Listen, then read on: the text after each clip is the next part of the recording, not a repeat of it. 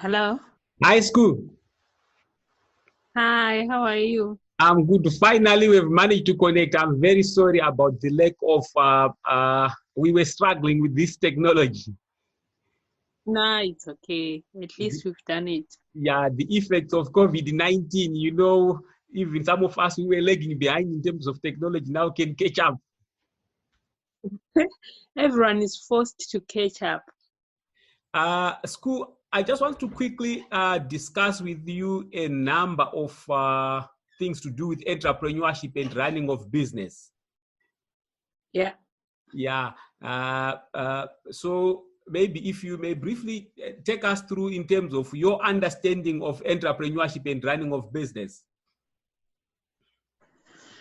I don't know if understanding would be a good way, but I guess entrepreneurship is about providing a solutions to problems that are usually not seen. By the time people know that there's that problem to be solved, an entrepreneur should have foreseen and thought through from that level. So that's my understanding of entrepreneurship. Running of business now is the institutionalization of the processes that are set up to make that entrepreneurship possible. So then the idea by itself will not run itself, but there is need for the institution or the institutionalization that then becomes the anchor of the idea. Yeah, that's my brief. Yeah, thanks very much. Do you think we have done enough in Africa to try and promote entrepreneurship? Not really, because I think our background is such that we as people were being prepared to work in civil service or work in blue collar, white collar jobs. So from day one, I think we're being molded along what the Queen or the King of England were then set up to ensure that Commonwealth has the kind of labor force, has the kind of skills to work in the industries, to work in the civil service. So we never had an opportunity of being prepared to see life the way it is, that to solve the problems, we need people who are going to take the risks and actually go out there and do a good job. That's why maybe of late, the kind of entrepreneurs you see are tenderpreneurs, because that's what has become possible as an arm of siphoning money via the government, not the entrepreneurship of creators. Because the entrepreneurship of creators is very tough. It needs a proper system and, like a fallback plan, which is not available for most of us. I mean, it's just not there. So I don't think we've done enough at all. Or I don't think we've done anything. Yeah. So do you think there's need for us to change it right from the curriculum level, or we can still start where we are and develop it going forward? I think because there are two problems. I mean, are we still going to allow our children to go to school to learn how to work in the kind of setup which we already know that is important? As it is today, we have millions of young people come out of school in our continent. Most of them, they drop out after primary school. The others, they drop off after secondary school. They finish school, there are no jobs. Even the small percentage that then goes on to go to the university, there's still no jobs. So you also have, we lean more towards the kind of white collar jobs that are not there. So for me, I think that arm of our education needs to quickly change so that people are being shown from the wake-go that your job is not to work for someone, but your job is to solve problems. I mean, if we look at how countries like Zimbabwe developed, it was young people who came from the UK and were told that, Zimbabwe is a virgin country, there are all these opportunities. It was never about the education, it was about doing it. So they either went to the farms, went to wherever, they just did it. But here we are now, with all the possibilities of technology. You can learn so much with technology, you don't need as much. But we are failing to take advantage of those opportunities because we want to work. So, but there are no jobs. So it's not like the government doesn't know that there are no jobs. There are just no jobs, and they keep on promising people utopia. So that's where my problem is. I like your line of argument, Scoop, because for me, I've argued and say, if we are going to expect government to spearhead entrepreneurship and running of our own businesses, sometimes we are talking of to people who all they've known in their lives is looking for employment because they are also employed themselves. But where should we start? Who should spearhead? Who should champion this cause where we are saying, let's start and try to run our own businesses instead of always looking for employment? Government's job is to set the agenda. So the government has to set the right policies, both with education, how our kids at primary school are already encultured at secondary school and at university. So that's government's job. At this stage, given that we now have millions of people who don't have jobs, we now need to start showing them that it's actually not the end of the world that they haven't found a job.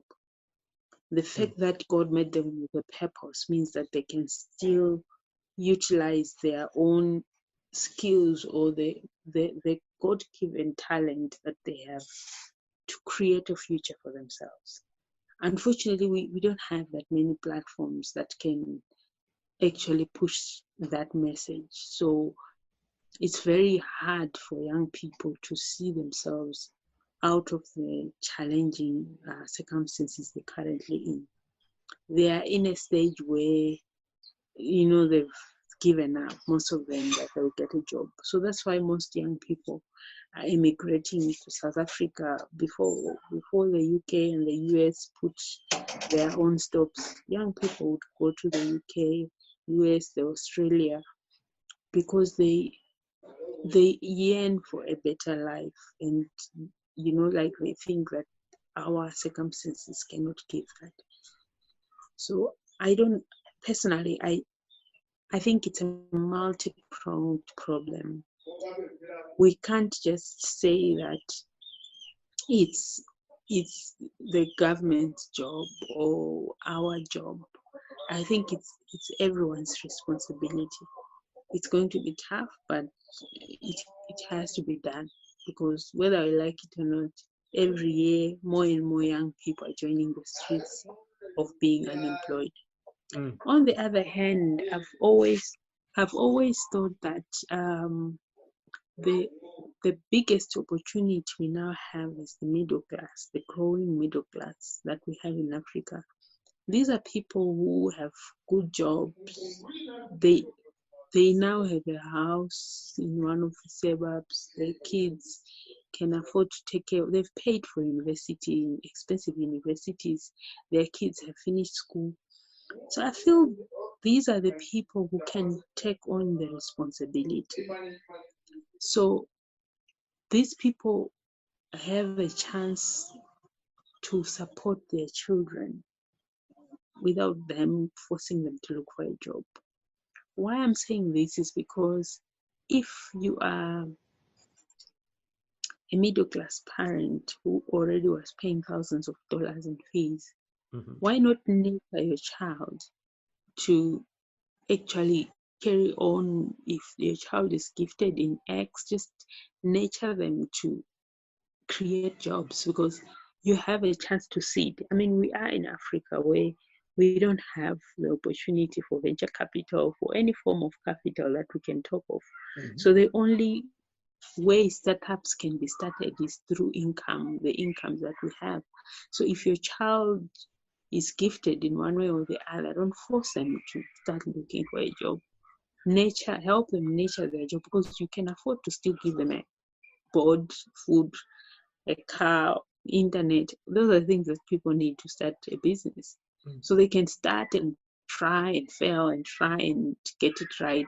2-3 years is all one needs to actually get there. But for that to happen, someone has to pay for it. Our government won't pay. But if we do that, I mean, if you have 100,000 middle class parents actually helping their kids nurture the kind of future they want to have, each one of them can create 10 jobs. That's 1 million jobs created. But if you then force that kids to go and compete with a kid from the rural areas, a kid from the rural areas does not have a chance of even starting any business, because even to get into town is a challenge for them. So that kid needs to be employed. But there are kids that can actually be supported to anchor the drive towards employment. So that's how I would look at how we can come out of this challenge. School, we have talked to a number of aspiring entrepreneurs and those that are already even running their own businesses. There seem to be a common problem threading through their challenges. For an aspiring person, the issue is to do with startup seed capital. For somebody who is already running his own business, the issue is to do with raising working capital. How do you think these people can be solved to make sure that they realize their dreams of running their companies? It depends on where one is. I mean, if you're in countries like South Africa and some of the neighboring countries, there are now opportunities. But truly speaking, at this stage, we don't have that luxury. Unfortunately, we don't have that luxury. So that's why I think starting small and growing through your revenues, if you can, is an option. The other option, of course, is partnerships. If you can partner with others who have the resources and, unlike you, maybe don't have the time, so then you partner. But partnerships in our setup haven't really worked because we have lots of trust issues. So the other option is crowdfunding. Not much has been done in crowdfunding, but I think it offers an opportunity for people to help finance a business idea. It's been done quite a lot in other continents in the West. We haven't done much here in Africa. I think we don't have that much legislation for it. So it's very tough. I would think that over focusing on lack of capital or no capital sometimes ends up forcing you to miss the point. So you stop focusing and seeing the opportunities because everything else dwells on capital. And we all know that the chance that you access the capital is almost not there. So sometimes starting, if you can, if it's not a very capital intensive endeavor, then you can manage. I mean, if you have a job and you're dreaming of entrepreneurship, then maybe if you can save towards your dream as well through the job that you have, maybe that's an option that people have. But I would say that over emphasis on capital does not help, because it's not like if you talk about it every day, you get the money. The money will. Yeah. School, I've been following up on you. I've been making quite some observations. You have been involved in a number of projects of your own, but what has actually impressed me most is the idea and the aspect to make sure that we've got more entrepreneurs. Do you have some experiences that you may want to share for those that may be thinking of starting to run their own business, or those that may be running their own businesses? Any experience that you may think once we can share them on this platform, it can benefit others?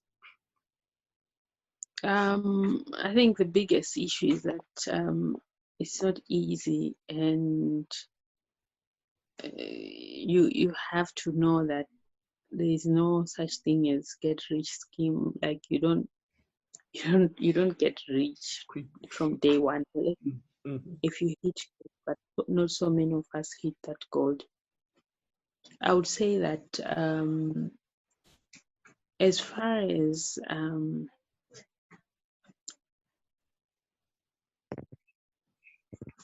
as far as entrepreneurship is concerned, know that it's the long game. I think, what's your vision? How do you want to achieve it? What kind of timelines do you give yourself to get there?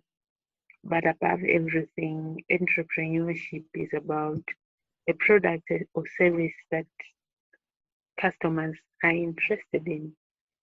So when all is said and done, are people willing to spend their money to purchase the product of you? Are people, interested in actually, supporting you through purchasing the product? So everything else stops mattering. So a few months ago, I was in South Africa, Mm-hmm. and we were staying at this Airbnb, and we were ordering our goods. So on Uber Eats, and one place like went all out with their packaging. Mm-hmm. So you receive like the whole package, everything was on point. Mm-hmm. And then you start eating the food. It was terrible. I couldn't even finish it. Mm-hmm. The following day, I ordered from another place that was cheaper, and that ordinary plastics, not branded, just basic things that gets you the food. Mm-hmm. The food was amazing. Mm-hmm. So that to me tells you what entrepreneurship is about. Mm-hmm. It's about why the customers came to you in the first place. Sure, sure. So you can do anything. You can plant. You can do all this fluff stuff. If the customers are not happy with the actual service that they're paying you for, then you're in trouble. Mm. So sometimes we over invest in some of these things that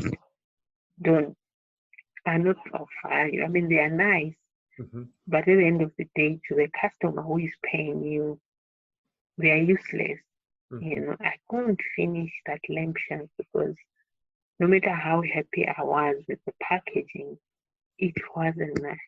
Mm-hmm. And the following day, this woman who serves African food and come in plastics, it was top class. Mm-hmm. So for me, that's my biggest take on entrepreneurship. Like, overcompensate on the product. Everything else, comes later. But sometimes, I mean, it's overwhelming. You don't have as much resources, so you end up, being spread too thinly, and then wage matters most. You are found wanting. Mm-hmm. So that's another challenge that, as an entrepreneur, you might find yourself in. But I think there comes a time where sometimes your business, no matter how exciting it is, it fails. Mm-hmm. Mm-hmm. That means, you need to make a decision. It's okay to fail. Mm-hmm. It's not the end of the world. Maybe it wasn't meant to be, but it doesn't mean that you are a failure. Mm-hmm. What has failed is the idea, not you. So because people are so scared about what people will say, so they end up going on and on, just to keep up appearances because of what maybe they told people, what they had projected to people.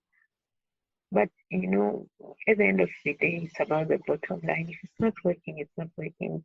You're better off cutting it off whilst you still can. And count your losses and learn and move on from there. Mm-hmm. So those are some of the issues. I think the other issue is social media. Mm-hmm. We are now at a stage where boundaries don't matter. So you can be in Zimbabwe, you can be in Malawi, you can be anywhere, and you can serve people in any part of the world. Sure. So that to me, I think, tells you something about the possibilities. So just don't over constrict yourself given where you are.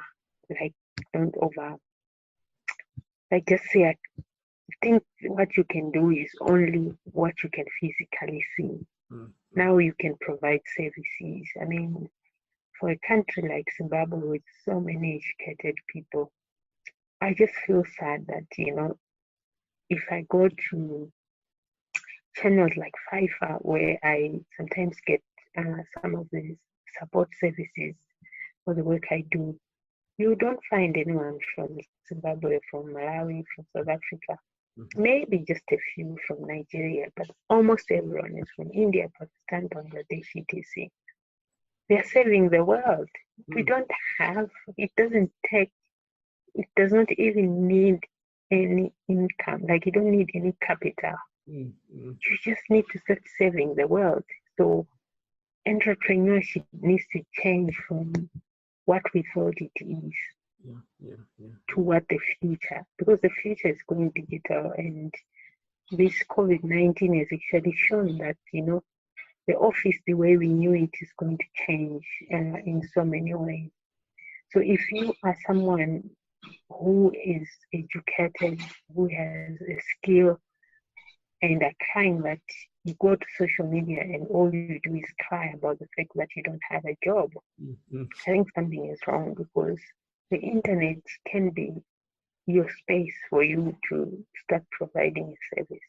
But that's just how I look. I mean, there's so many things about entrepreneurship, but the biggest thing is that, the world is our oyster, and we can do so much more with what we have. School, we try to make sure that a lot of people benefit from these programs. Do you have some of generic problems that you think a lot of entrepreneurs and business people face, and do you have some of solutions that you think if we share with them at the moment, they may benefit going forward? Your volume went low. I don't know why. Hello, can you hear me now? Yeah, now I can hear you. Okay, I was saying, normally for these programs, we are trying to make sure that a lot of entrepreneurs and a lot of business people benefit, and they do not make the same mistakes that other entrepreneurs before them have made. Would you have any generic problems that you may have faced, and that you think if we share with other entrepreneurs and business people, they may benefit and try and avoid making the same mistakes? I think the biggest issue is that, you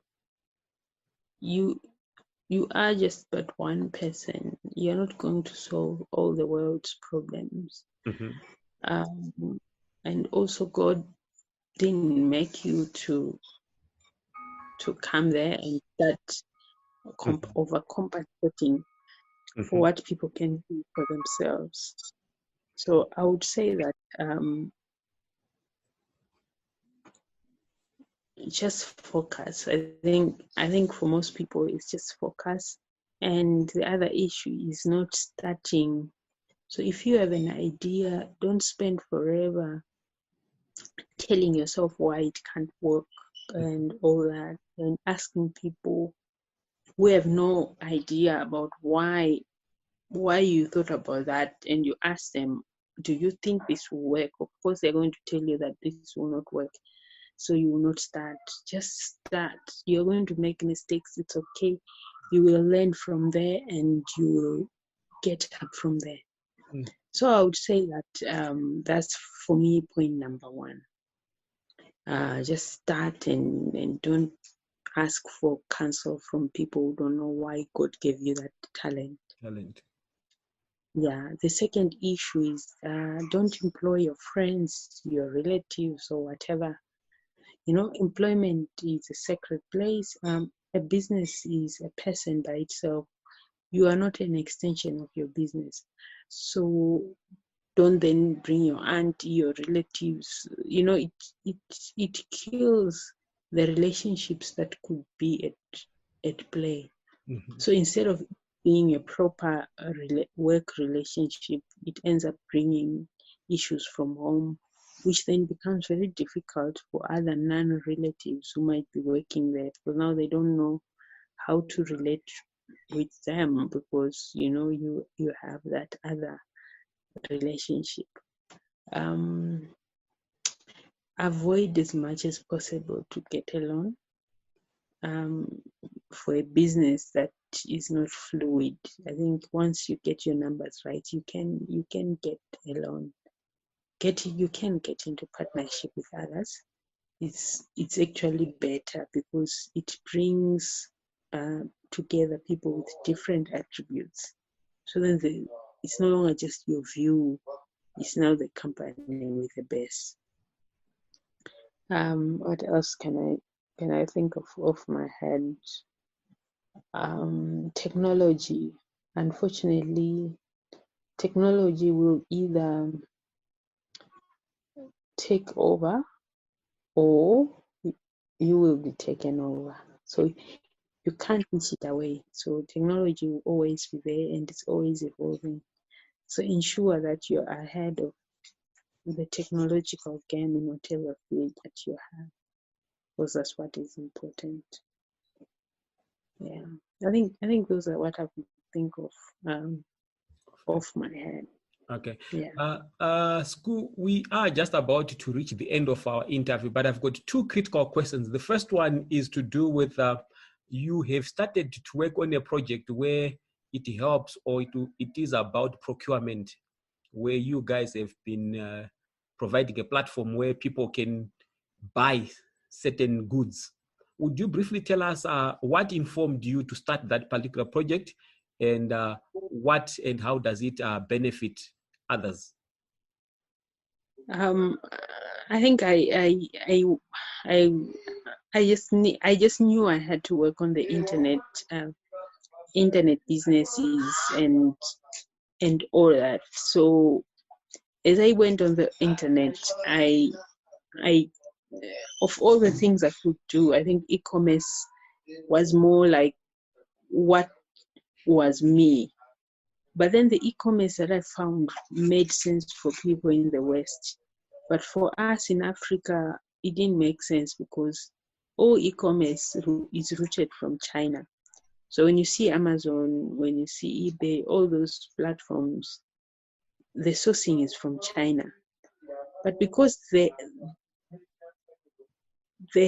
have the numbers, so it's very easy to ship within days to the US, to UK. But when it came to Africa, the same product, it was months and months.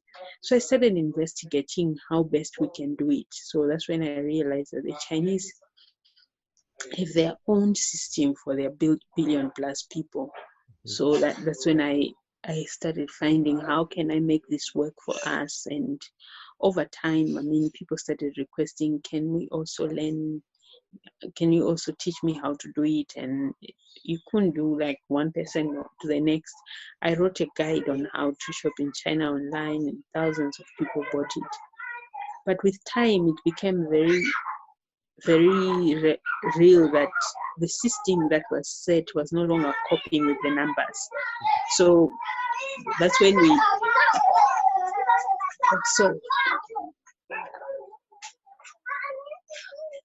that's when we then set up Zopa.com, so that now we digitalize the process and people don't have to go through what you had to go through. It's a Chinese site and everything.